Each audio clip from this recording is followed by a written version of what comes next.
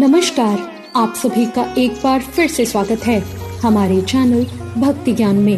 आप सभी को नवरात्र पर्व की हार्दिक शुभकामनाएं। आइए नवरात्र के पहले दिन मिलकर सुनते हैं माँ शैलपुत्री की कथा।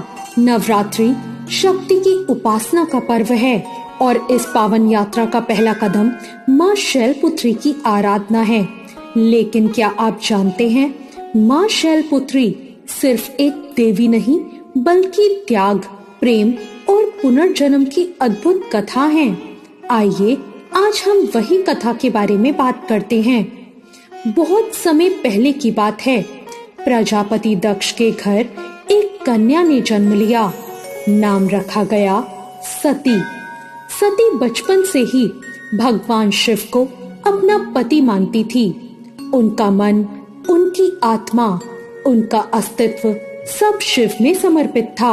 कठोर तपस्या के बाद आखिरकार भगवान शिव ने सती को अपनी अर्धांगिनी बना लिया। लेकिन ये विवाह सती के पिता दक्ष को बिल्कुल पसंद नहीं था। एक दिन प्रजापति दक्ष ने एक विशाल यज्ञ का आयोजन किया, जहां सभी देवी देवताओं को आमंत्रित किया गया।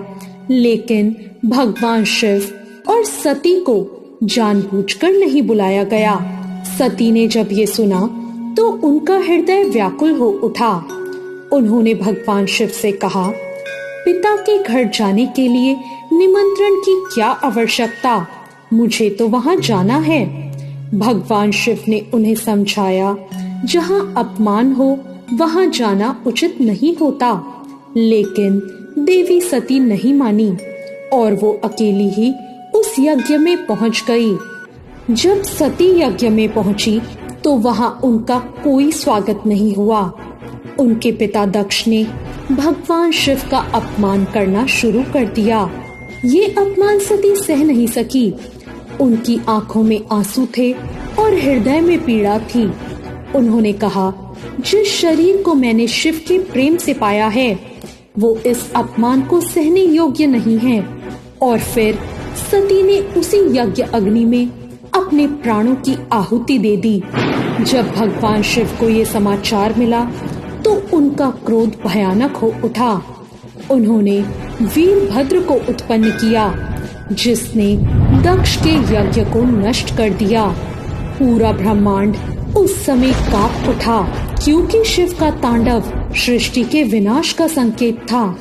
लेकिन ये कथा यही समाप्त नहीं होती। सती ने पुनः जन्म लिया, इस बार हिमालय के घर।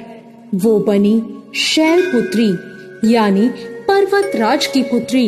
इस जन्म में भी उनका लक्ष्य वही था, भगवान शिव को पुनः प्राप्त करना। माँ शैलपुत्री ने कठिन तपस्या की और वर्षों तक उनकी भक्ति, उनका समर्पण अंततः सफल हो गया। और एक बार फिर भगवान शिव ने उन्हें अपनी अर्धांगिनी के रूप में स्वीकार किया। माँ शैलपुत्री की ये कथा हमें सिखाती है कि सच्चा प्रेम, त्याग और धैर्य कभी व्यर्थ नहीं जाता। वो हमें ये बताती हैं कि हर अंत के बाद एक नई शुरुआत होती है। इसलिए नवरात्रि का पहला दिन माँ शैलपुत्री की पूजा से शुरू होता है, ताकि हमारे जीवन में नई शुभ शुरुआत हो सके। अब मैं आपको माँ शैलपुत्री के स्वरूप के बारे में बताती हूँ। माँ शैलपुत्री के सिर पर अर्धचंद्र सुशोभित है। उनका चेहरा शांत, तेजस्वी और दिव्य है। माँ की भुजाओं के दाहिने हाथ में त्रिशूल और बाएं हाथ में कमल है। माँ सफेद और हल्के रंग के वस्त्र पहनती हैं। माँ की मुद्रा स्थिर और सौम्य है, वो धैर्य का प्रतीक है। माँ का ये स्वरूप बताता है कि शक्ति का पहला रूप संतुलित और शांत ऊर्जा का है। माँ शैलपुत्री का वाहन वृषभ यानी नंदी बैल है। इसका अर्थ है धैर्य, परिश्रम और स्थिरता। ये बताता है कि जीवन में सफलता के लिए मजबूत आधार होना बहुत जरूरी है। माँ को सफेद रंग बहुत पसंद है। माँ को चमेली का या कोई भी सफेद फूल अर्पित करना चाहिए। माँ को खीर, मिश्री और दूध से बनी मिठाइयों का भोग लगाया जाता है। माना जाता है कि घी अर्पित करने से रोगों से मुक्ति मिलती है और शरीर स्वस्थ रहता है। माँ को शैलपुत्री यानी पर्वत की पुत्री कहा जाता है। माँ को पार्वती यानी पर्वत से उत्पन्न होने वाली भी कहा जाता है। माँ को हेमवती यानी हिमालय की बेटी भी कहा जाता है। माँ को सती के नाम से, जो उनका पिछले जन्म का नाम है, इस नाम से भी जाना जाता है। माँ को भवानी यानी शिव की शक्ति कहा जाता है। माँ को दुर्गा यानी सभी बाधाओं को दूर करने वाली कहा जाता है। माँ को महादेवी यानी सर्वोच्च शक्ति भी कहा जाता है। माँ शैलपुत्री मूलाधार चक्र से जुड़ी हैं। ये साधना का पहला चरण है। ये जीवन में स्थिरता, आत्मविश्वास और नई शुरुआत दर्शाता है। इस बार चैत्र नवरात्र गुरुवार से कलश स्थापना के साथ शुरू हो रहा है। 27 मार्च को रामनवमी होगी और 28 मार्च को नवरात्र का समापन होगा। कलश की स्थापना का मुहूर्त गुरुवार को सुबह 6:52 से 7:53 तक होगा। घट स्थापना का दूसरा मुहूर्त अभिजीत मुहूर्त है, जो कि 12:07 से लेकर 12:55 तक होगा। किसी कारणवश अगर आप प्रातःकाल मुहूर्त में कलश स्थापित नहीं कर पाए तो अभिजीत मुहूर्त में भी इस कार्य को किया जा सकता है। माँ की पूजा के लिए सुबह सफेद रंग के वस्त्र पहने। माँ की मूर्ति या चित्र को स्थापित करके गंगा जल से उसे शुद्ध कर ले। दीपक और धूप जलाएं। माँ को रोली, अक्षत और चंदन चढ़ाएं। सफेद फूल चढ़ाएं। भोग अर्पित करें।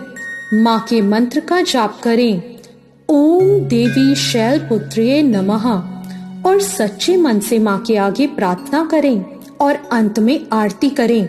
माँ के आगे शांत मन से बैठें। आंखें बंद करके माँ का ध्यान करें। अपनी इच्छा स्पष्ट रूप से मन में कहें और अंत में माँ से कहें, यदि ये मेरे और सभी के हित में हो तो कृपा करके मेरी इच्छा को पूरी करें। माँ शैलपुत्री विशेष रूप से मानसिक शांति, जीवन में स्थिरता, विवाह और पारिवारिक सुख और आध्यात्मिक उन्नति प्रदान करती हैं। तो ये थी माँ शैलपुत्री के बारे में संपूर्ण जानकारी। आपको आज की कथा और जानकारी कैसी लगी, कमेंट करके जरूर बताएं। वीडियो अच्छी लगी हो तो लाइक जरूर करें, शेयर करना ना भूलें और अभी तक मेरे चैनल को सब्सक्राइब ना किया हो तो सब्सक्राइब जरूर करें। धन्यवाद।